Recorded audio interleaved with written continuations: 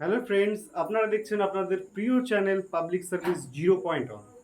তোমাদের একটা কথা বলে রাখি, আমার ভিডিও অনেকের পছন্দ এবং আমি যেভাবে কার্ড সংক্রান্ত তথ্য দিয়ে থাকি সকলের মনে ধরেছে এবং সকলেই কিন্তু কমেন্ট আমাকে করছে এবং তারা উপকার পেয়েছে।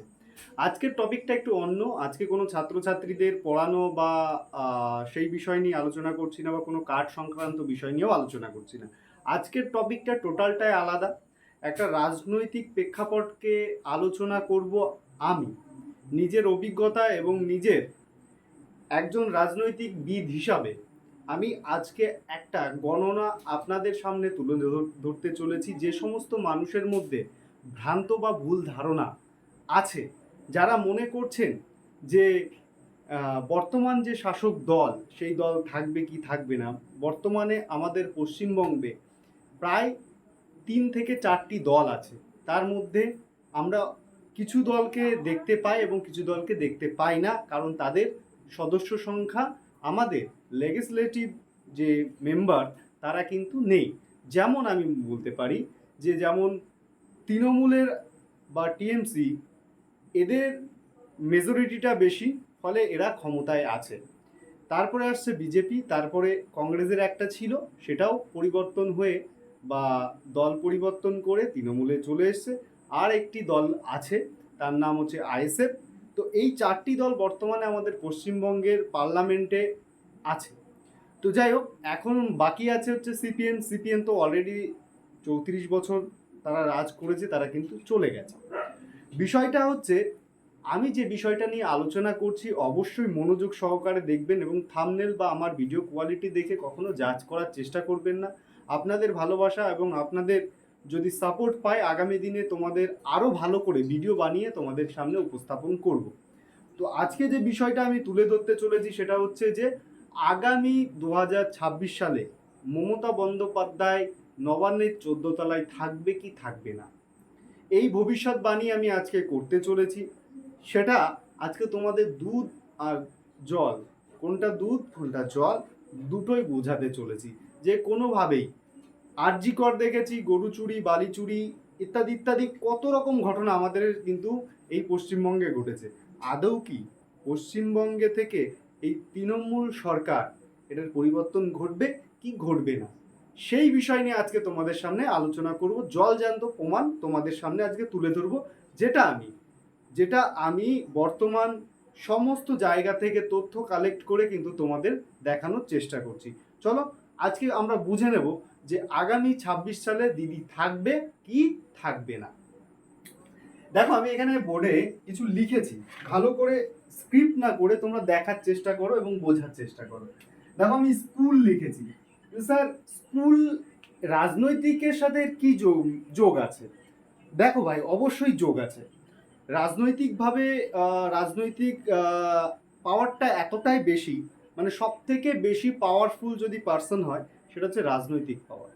যেমন ধরো ভারতের প্রেসিডেন্ট, আমাদের স্টেট ব্যাংক, স্টেট মানে বর্তমান পশ্চিমবঙ্গের প্রেসিডেন্ট যেমন আছে মমতা বন্দ্যোপাধ্যায়, তার পাওয়ার দেখেছো, তার সিকিউরিটি দেখেছো। মানে যে কোনো জায়গায় যে কোনো কাউকে কিন্তু থামিয়ে দিতে পারে বা ধমকে চমকে দিতে পারে, সে ক্ষমতা কিন্তু তার আছে। তো যাই হোক, বিষয়টা হচ্ছে আমাদের পশ্চিমবঙ্গে বর্তমান স্কুল সংখ্যা প্রায় 95,000। আমি একটা অ্যাপ্রক্স তোমাদের ধারণা দিতে চলেছি যে প্রত্যেকটা স্কুলে কন্ট্রাকচুয়াল কিন্তু কাজ করছে 4 জন 3 জন। এরা কারো না কারো সুপারিশের দ্বারা, হয় কোনো মেম্বার হোক, কোনো পঞ্চায়েত সদস্য হোক, কারো না কারো সুপারিশের দ্বারা তারা কিন্তু এই ভ্যাকান্সি থেকে তারা কিন্তু কন্ট্রাকচুয়াল, তারা কিন্তু কিন্তু সরকারি কোনো, ভালো করে বুঝে নেবে, নাই তো এরপরে আবার বিভিন্ন সোশ্যাল নেটওয়ার্কে এই মানে ভুল বার্তা যাবে, তখন আমার বাড়িতে থানা পুলিশ ইত্যাদি ইত্যাদি আসবে। আমি যেটা বলতে চাইছি সঠিক তথ্যটা, প্রত্যেকটা স্কুলে প্রায় 4 জন করে কন্ট্রাকচুয়াল কিন্তু কর্মী কিন্তু আছে। সেই হিসাবটা যদি দেখি, প্রায় কতগুলো বললাম, 95,000। সেই 95,000 মধ্যে তার মানে আমার 2,40,000 কিন্তু অলরেডি পশ্চিমবঙ্গে কন্ট্রাকচুয়ালভাবে স্কুলে কাজ করছে। তারপরে চলে আসো, স্কুল হয়ে গেল, কলেজ। কলেজ আছে আমাদের পশ্চিমবঙ্গে প্রায় 1200 কলেজ। সেই 1200 কলেজের মধ্যে প্রত্যেকটা কলেজে নাই নাই করে কন্ট্রাকচুয়ালভাবে তারা কাজ করছে। যে কোনো ডেটা এন্ট্রি অপারেটর থেকে শুরু করে চা দেওয়া, ঝাড় দেওয়া ইত্যাদি ইত্যাদি যে কোনো বিভাগে তুমি একটু তোমার স্কুলে কলেজে খোঁজ নিয়ে দেখো, সেখানেও ম্যাক্সিমাম, আমি তো সংখ্যায় কম লিখেছি 40, তার থেকেও বেশি হতে পারে, কিন্তু অ্যাপ্রক্স ধরা যেতে পারে 40 জন করে কিন্তু প্রত্যেকটা কলেজে কিন্তু তারা কাজ করছে। টোটাল সংখ্যা কত? 36,000। তাহলে কলেজ গেল। এরপরে চলে আসি হসপিটাল। হসপিটালিটি নিয়ে আমি কিছু বলবো না। মানে আমাদের যে বর্তমান হাসপাতাল, সেই হাসপাতালে অধিকাংশ হসপিটালে গেলে দেখতে পাবে যে কেউ আয়ার কাজ করছে, কেউ মোছামুছির কাজ করছে, বিভিন্ন মানে কাজ করছে। এই যে যে কাজগুলো যারা করে, এরাও কিন্তু একটা কন্ট্রাকচুয়াল কাজের মধ্যে পড়ে। এরা সরকারি কাজ করে না, এরা কিন্তু সরকারের আন্ডারে কন্ট্রাকচুয়ালভাবে প্রত্যেকটা হসপিটালে কিন্তু কাজ করে। এরকম সংখ্যা কত আছে? এরকম সংখ্যা যদি দেখা যায় প্রায় 20,400। 20,400 কিন্তু হসপিটালে কিন্তু কর্মী কিন্তু অলরেডি তৃণমূল সরকারের সুপারিশে কিন্তু তারা কাজ করছে। এরপরে চলে আসি সব থেকে গুরুত্বপূর্ণ, যেটা সমাজকে কন্ট্রোল করে বা সমাজের দায়বদ্ধতা বা সমাজকে নিয়ন্ত্রণে রাখে যে মাধ্যমটা, সেটা হচ্ছে থানা বা পুলিশ স্টেশন। এই পুলিশ স্টেশনে গিয়ে, প্রত্যেকটা পুলিশ স্টেশনে গিয়ে তোমরা খোঁজ নিতে পারো। এই প্রত্যেকটা পুলিশ স্টেশনে যে কটা করে কাজ করার যে ছেলেরা আছে, তারা প্রত্যেকে কোনো না কোনো নেতা বা কোনো না কোনো আমলা, কোনো না কোনো মন্ত্রী, কোনো না কোনো চেয়ারম্যান, কোনো না কোনো মেম্বারের সুপারিশ দ্বারা কিন্তু নিয়োগ হয়েছে। এদের কোনো নিয়োগের কিন্তু কোনো কাগজ নেই।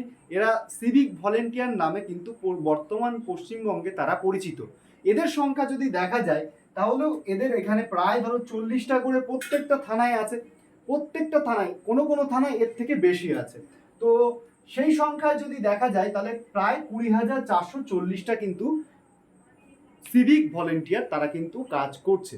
এর পাশে বলে রাখি, আমি কলকাতার যেখানে আমি কর্মসংস্থানের সাথে যুক্ত, আমি সেখানে নিজে দেখেছি। কিন্তু এই ভিডিওটা হয়তো কোনো প্রশাসনিকভাবে বা প্রশাসন যদি দেখে, তাহলে হয়তো আমার পর হয়তো কোনো রকম অ্যালিগেশন আনার চেষ্টা করতে পারে। তবে আমি ভয় পাই না। আমি যেটা সত্যি কথা, যেটা আমি যখন নিউ টাউনে আমি এখনো বর্তমানে আছি, ওখানে আমি দেখেছি কিছু সিভিক ভলেন্টিয়ার, তারা একেবারে ডিরেক্ট কেপি এই ড্রেস পরে, মানে কলকাতা পুলিশের ড্রেস পরে তারা কিন্তু ডিউটি করছে। তুমি ধরতেই পারবে না যে কোনটা সিভিক, কোনটা কলকাতা পুলিশ। তাদের নামটাও যদি ঠিকঠাকভাবে, নেম প্লেট যদি দেখে তুমি বুঝতে পারো, তাও ধরতে পারবে না, এমনভাবে এরা ডিউটি করে। যাই হোক, আমি সেটাই আসছি না, আমাদের প্রসঙ্গটা আলাদা। তো তারপরে চলে আসি উদ্যান।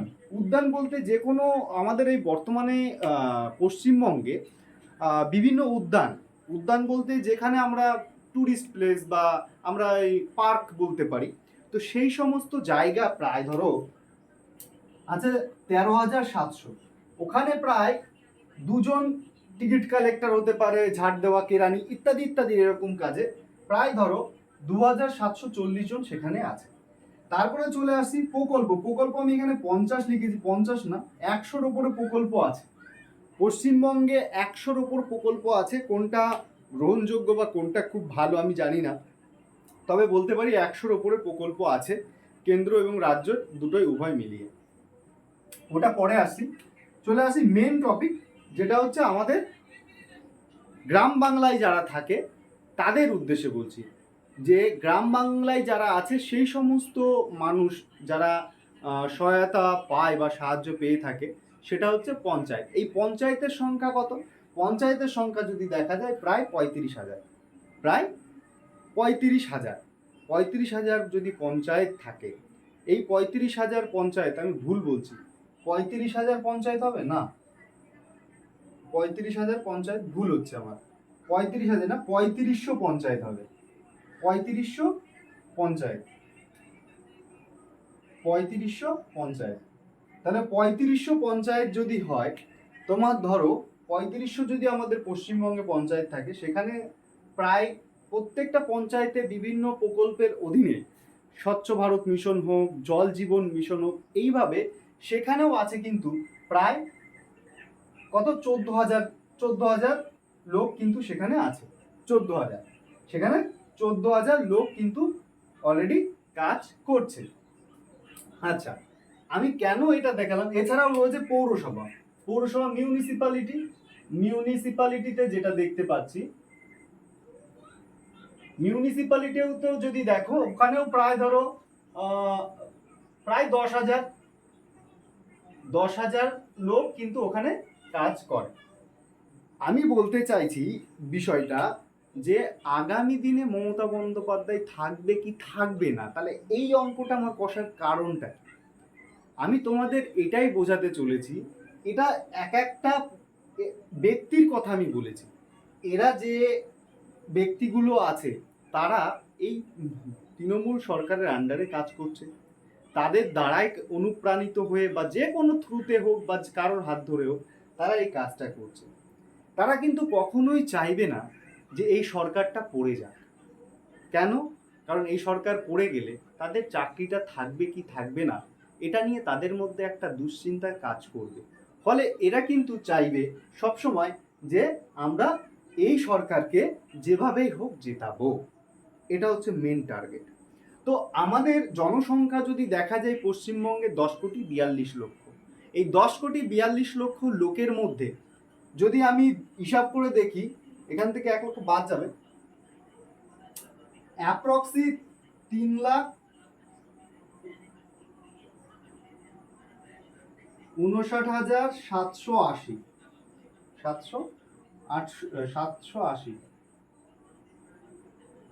780 মানে 3,59,780 জন তারা কিন্তু অলরেডি কন্ট্রাকচুয়াল ভাবে কিন্তু কাজ করছে।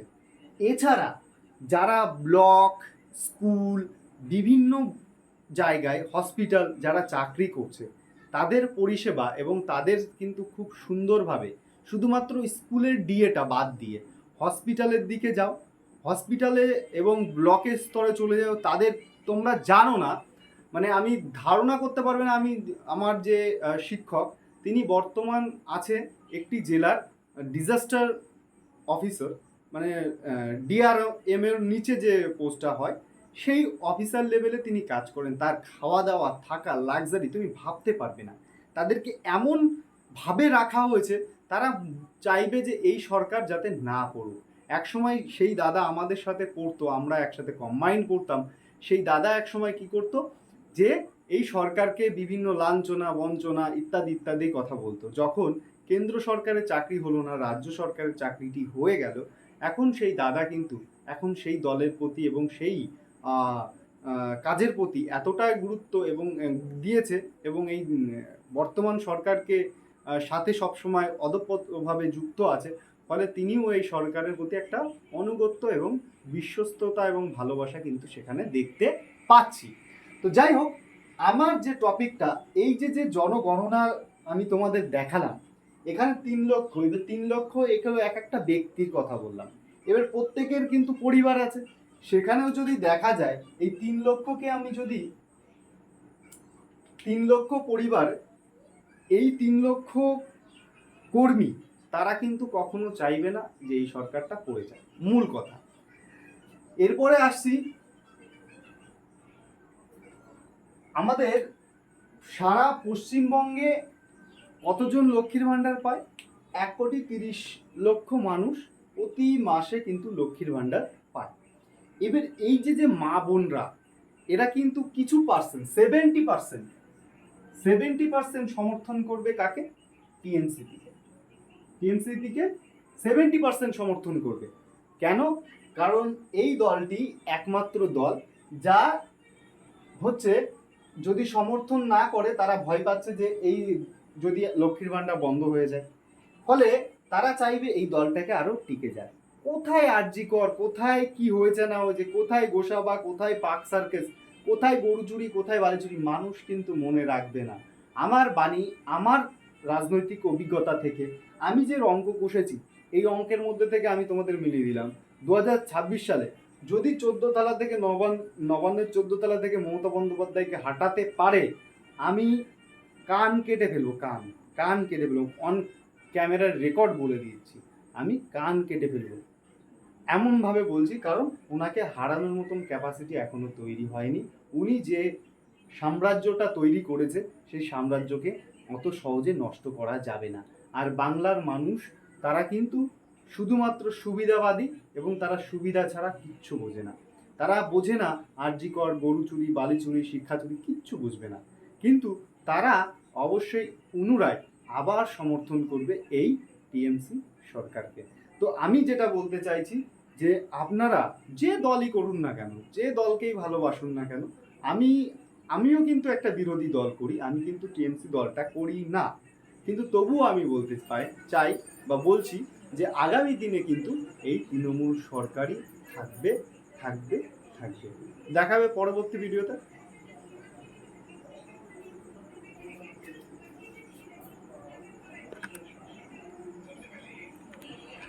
ঠিক করো।